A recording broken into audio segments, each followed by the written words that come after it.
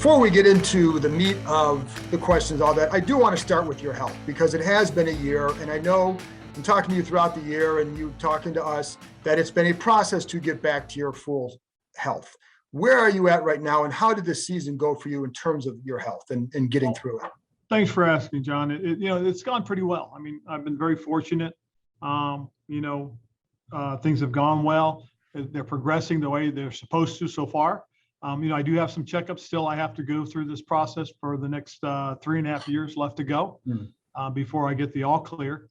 Because you got to continually go through this. So that's where I am with that. Like I said, I've been very fortunate. Things are continuing to go well. I did strain my vocal cords, I think, last week or 2 weeks ago, and they've been bugging me, which is kind of a bummer. But other than that, everything else has been fine. Did that have to do something with like holding calls not called or made, or just a bad stretch? Oh no, it had something to do with not agreeing with what was and what. Okay, there you go. I figure that. Was there a tough point during the season because of the health, or did you feel like you could do what you wanted to do? No, there's still, there's still some things that limit me. Obviously one of the things I still deal with is the fatigue right now. I still get pretty fatigued by the end of the day, and it does wear on me a little bit. I still have some neuropathy that'll kick up, and I do get some ringing in my ear, and every now and then I get a little bit of that brain fog. But and I've talked to other people who have gone through similar situations, and they all say the same thing. It just takes time. You just got to keep working yourself through it. And how, like, as far as like, I know last year you'd have, your wife would have to come get you sometimes. Did you have to make adjustments this year because of it, or did you feel like, you were able to handle more? No, I was fine. I handle a little bit more and a little bit more and more each time, but I'm not where I want to be, not where I used to be. So, hopefully I'll continue and get better, and this will really kind of come to an end where I will be able to do the things that I believe I need to do to continue to help us. Is there one or two things that you say, like, you're kind of anxious to getting back to being able to do? I think, get a little bit more involved in practice. Okay. I'm back there, blow the whistle, and I do urge the guys on, but, I'm used to getting a little bit more into the middle of it. And right now I'm just slowly kind of working my way through that. Let's get back to the field now. Looking at, since this is recent, the last game, and I know, people can take whatever they want from the last game and all that, but what we saw from Antonio Gibson and some of the young blockers, Cosme, Bates, when you look at that game, regardless of who's the quarterback next year, do you look at that and say that should be the identity moving forward? Oh, it most certainly is part of the identity. I won't say that's the identity. Okay. I think it's a big part of it, though. I think running the football and being physical at the point of attack is important. It sets the tone and tempo for the rest of the team. So I think that's an important avenue as far as looking at what we got to get better at. I do like the way we ran the ball. I do like the growth that we've seen from Antonio. And to your point, I appreciate the way the young blockers played. Mm-hmm. There's a couple of games when you go back, most recently, I think it was Dallas, where if you look at it, at one point from John Bates lining up at the right tight end position to Cosme, to Sadiq Charles, to Keith Ismail, we had a second year rookie lining up blocking. And on this particular play, if you get a chance, and I'll try and find it for you, they form almost the perfect U pocket with, on the left side, Leno and Eric Flowers blocking up their guys. I mean, it's one of those that if you take a picture of it and you sit there and go, man, if our quarterback's got that every play, we can make some things happen. I mean, but like you said, it gives you pause for a lot of positive thoughts going, man, these young guys have a chance to really help us going forward. And then the second half, when you get to that 4-game win streak, that it was powered by run game, defense, and all that. Did it take a little bit longer than you had hoped to get to that identity, or what was going on in the first 8 games that maybe prevented you from getting there? Well, I think part of it was, getting in the type of games we played where we were either coming back or, we're right in the middle of it. So we had to throw the ball. But when we coming out of the bye, one of the things that we did feel that we really gained from the little quick self-scout you got was that, as an offense, if we ran the ball a little bit more, and be more effective with specific runs, we give ourselves a better chance. And so coming out of it, we were consciously thinking about running the ball. And lo and behold, it really kind of gave us, some opportunities.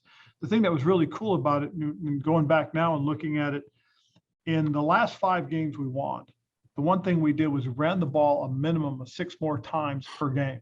Right. Okay. And if you average that out, 6 more runs, that's about 2.5 to 3 minutes of football, where you're not exposing your defense, where you're not allowing the opposing offense to score, and you're creating better opportunities for your offense to get into 3rd and shorts. And that really showed. We were more effective on 3rd downs. We had better 3rd down productivity. That really helped and took pressure off our quarterback, and that gave us opportunities to win football games. So these are all things that we've looked at. And to your question earlier about, is that what the identity needs to look like? And I say, yeah, that'd be a big part of what it needs to look like. And then even in the first part, because like you said, you had the chance during the bye week, and you can sit here, you meaning skeptics, critics, or second guessers, whatever you want to call them, and you can say like, well, what takes so long to get there? How hard is it to self-scout during that part of the season to prevent, and I know like some of it was game situation, maybe the defense isn't holding teams quite as well too. That's part of it. But is it harder to self-scout before that bye week? It is a little bit, but really the hard part is it comes down to how the game is. What's the flow of the game? Are you in a situation where you do have to throw the ball? Do you get away from the game plan that you'd originally had? And that happened a few times. And you wanted to say, man, if we could just stick to this, if we could get that going again, that really helps. And then, we got a nice run. We got to where we needed to be at 6-6. And unfortunately, then we have the COVID outbreak. And then some of the injuries that we had sustained really kind of set us back a little bit. When you look at the season, I'm not sure I've covered a season that had as many roller coaster situations with this. So you look at the last part of the year and you can say, you get these guys back healthy, you don't have COVID, it's a different team.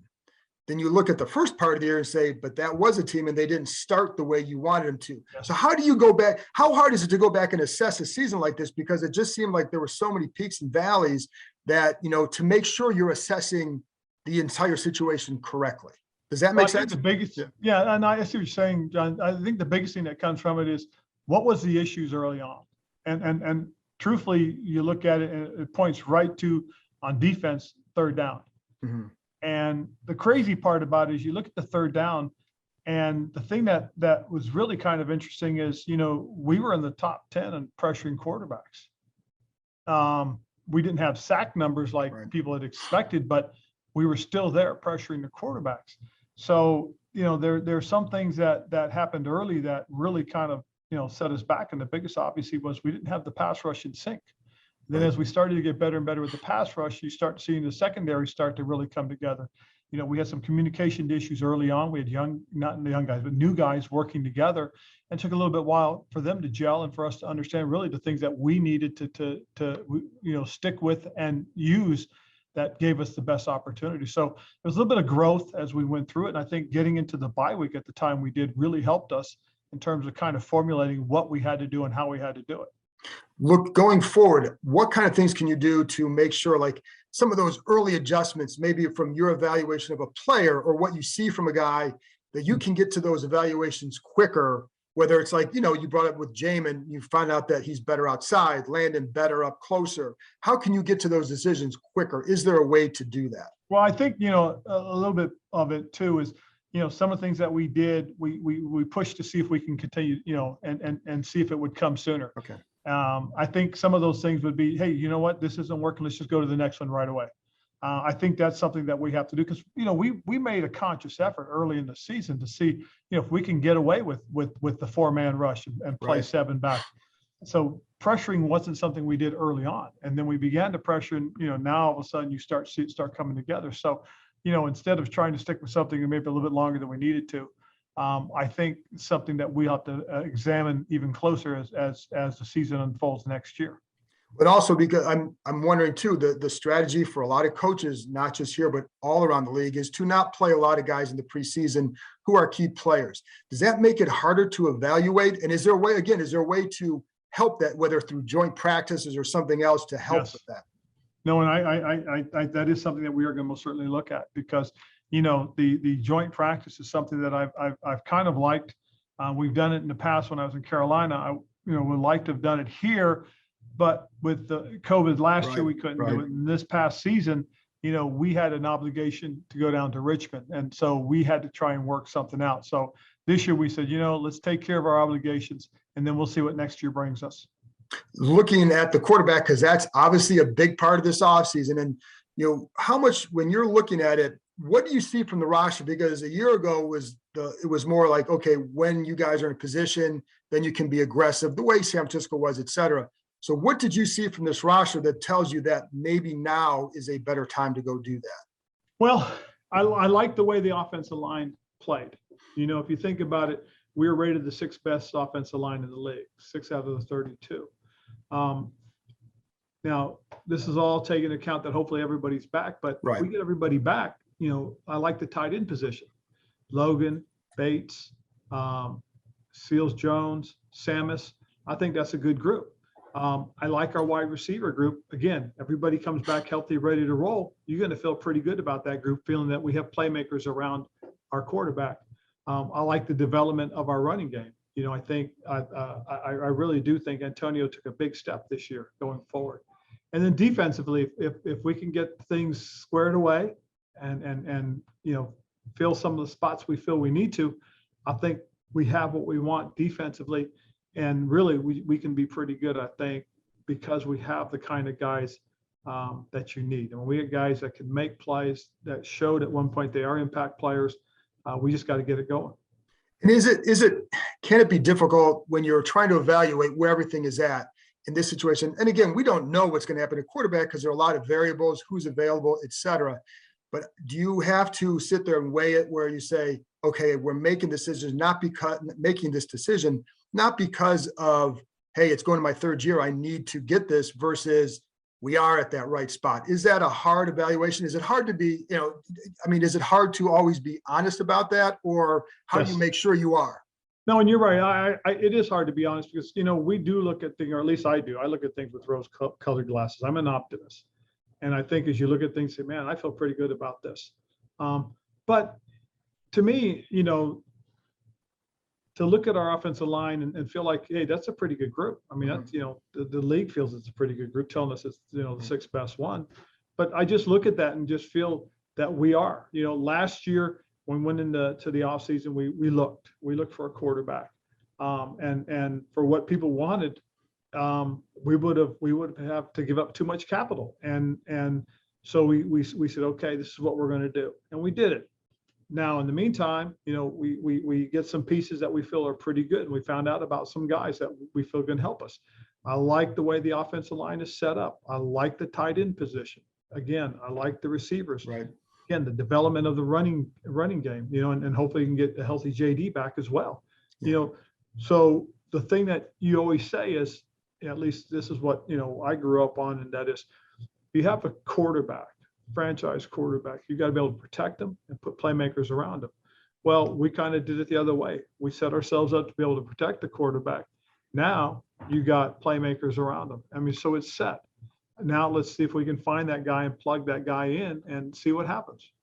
What's the number one trait you would look for in a quarterback? You know, getting past the true obvious ones, you know, right. Athletic ability and an arm that can make all the throws. To me, it's decision-making and quick twitch. By quick twitch, what we mean is, okay, if I see what I need to see, I'm making that decision. Right. Now I have the ability to get it out. You know what I mean? Some guys, it takes a little bit. Okay, I see it, but now I got to get my body over in position. Right. Now I got to take this long delivery. Whereas, hey, I see it, bam, I throw it. You know what I'm saying? That's what you're looking for, is a guy who can make quick decisions and has the quick twitch to get the ball out. Mobility has been such a big word with quarterbacks lately. How big a factor is that for you? That to me goes to the obvious athletic ability, because in watching some of the play the last couple of weeks and really trying to, you know, do some evaluations on what's going on in the league, if you watch some of these teams that are winning and you sit there and you go, oh my gosh, this guy, look how he extends the play. Look how he feels that and just kind of shuffles to the side and delivers the ball. Then you watch Tom Brady and you see how Tom Brady gets it. Okay. Team's best pass rusher lines up to the left side of their offense. Ball gets snapped. Tom doesn't stand in the pocket. He starts drifting away from his left side, going to his right, So he's working away from that pass rusher. Okay. And then he delivers the ball. So it's just enough of pocket awareness, enough mobility to say, okay, if they're going to line their best pass rusher up over here to this side, when I take that snap, I'm going to start filtering myself to my left. Okay. So again, you want guys that understand those things, guys that have the mobility to understand those things and move themselves out of harm's way. Speaking of the line, Brandon Scherff going to be a free agent. What's your level of optimism? Because nothing's obviously been done. And as Martin said, you guys made him an offer that would have made him the highest paid guard. Is there optimism that you could get it done, or what do you think? That's a tough one, John, just because of that. And we have to see, it's about the number. It's about having the right number. And, it's tough just because of who he is and what he means to us too. And then Terrry McLaurin, I know you said the other day that you want to wait and evaluate everything, which is fair. But, he's a guy that obviously would mean a lot. And the fan base would revolt if he isn't here for the next 10 years. But how do you, when you're have a guy like in that situation, what is a typical evaluation, or when would you typically get into a negotiation to extend? Do you like to do it before free agency, before others set the market, or after, when you know what your future cap spending is? Well, I think there's a combination of everything. I mean, the biggest thing we're doing right now as we go through this whole process is we're going to map out the priorities. And when we know right now the priority is quarterback. The next question after that is where are we going to get that guy? Now, if you do certain things, it allows for you to do other things right away. Right. If you do something else, you got to slow down, look at it and say, okay, hey, we can get this done now. Let's get it done. Or, hey, let's wait a little bit and then we can get it done. But I will tell you, Terry is one of our priorities, and I'm not going to kid about that, because the young man's the right kind of guy. He's a guy that is one of the faces of this franchise. And let's be honest. I mean, I get it, and I know every time we talk about him, and his agent just puts a little mark down. He just probably said cha-ching right now too. So, I mean, but, and I get it, because that's just kind of the nature of what's happened. Yeah. And then just a couple more. So defensive line. Chase, you had talked about wanting Chase to be here for OTAs. He basically told us he still wasn't quite sure if he was going to do it. Does that signal, how do you feel your talks have been with him? The outside world wonders if there's a disconnect there. I'm curious from your perspective what it's like. With Chase, I think the biggest thing with Chase more than anything else is again, it's understanding the role and what it requires more than anything else. He's a guy that, put a lot of pressure on himself, and I think the expectations really got to him, because as things didn't happen as quickly as he had hoped, you could see him really press. And I think it's just getting an understanding and a feel for, what does he have to do to help make himself successful?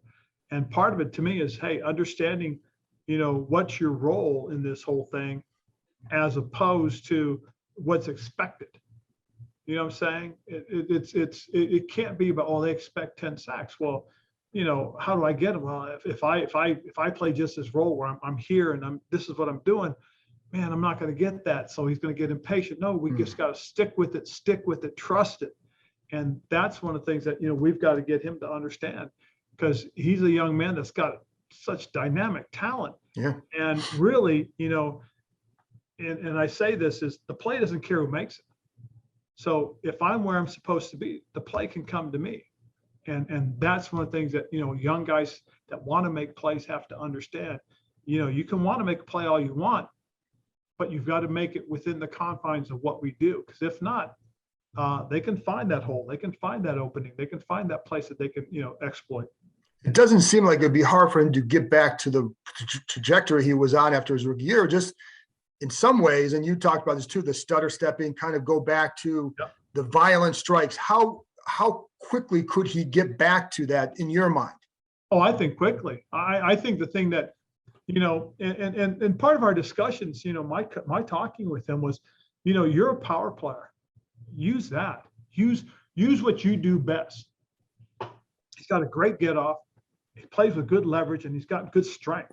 Let's use that. Let's not take one of your strengths and not use it to the best of its ability. I mean, to me, when you want to counter and be a finesse guy, you're not taking advantage of what you do best.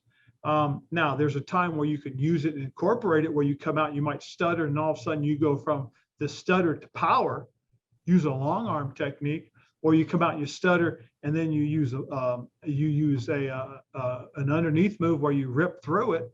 Now you're incorporating what you do best, to me, and that's your power. And that's what he is. He is a power player. And somewhere along the lines, you know, somebody told him, hey man, use this and do this, and you know, and let's don't think about this. Let's go and do what you do naturally. That's my message to him, because he's such a dynamic player. How receptive has he been to those discussions? Oh, he's been great. He really has. He came in and we sat down and we started talking, and I told him, I said, you know, dude, you remind me so much of Cam Newton, a guy that just wants it so bad, but has to learn the way to go about it. Once Cam figured it out, man, you know, he had that stretch for his first 7 seasons where it was terrific. And then unfortunately he hurts the shoulder. Right. You know, with Chase, he wants it so bad that I think once he understands how to go out and really accomplish those things and work within, you know, what we do and how we do it, it's going to benefit him even more. And the light bulb will go off. And when it does, he can get back to form. He's going to be dynamic. Do you feel like you can keep all that D-line group together? Like even if you go out and get a guy, you know, because obviously Daron Payne will be the next one. So what's your level of confidence and ability to get that done? Or do you feel like you may have to move somebody in the next year or two? I think if you can get the right guy and structure it the right way, you can get it done. It might take a little bit of time. But if you put yourself in position, which I think we can, you know, we got to be diligent with some things. You want to be able to keep that up front intact, because again, if that group plays to its ability, like we saw during that 4-game run, during their winning streak, and it's a pretty dynamic group, it takes a lot of pressure off the secondary. Last thing, when you took this job, where did you see where things were going after 2 years? Are you about where you thought you might be, ahead, behind? Where are you compared to when you first took over? I feel good about where we are. I do, John. And I did make the statement that 3rd year is when you make the jump, and I'm not going to back off of that, because I still feel we have a pretty good roster right now. If we can hit on a couple of things, I think that puts us in position to be competitive, if not more so than competitive. But I know I'm taking a big risk by saying it, but I'm not going to back down. I'm going to come out and do the best we can. And I just feel that we have some decent pieces. We really do. Better than decent. We have good pieces. Now it's a matter of, you know, finalizing that, putting those last couple of pieces into place. Ron, thanks a lot. All right, John. Appreciate it.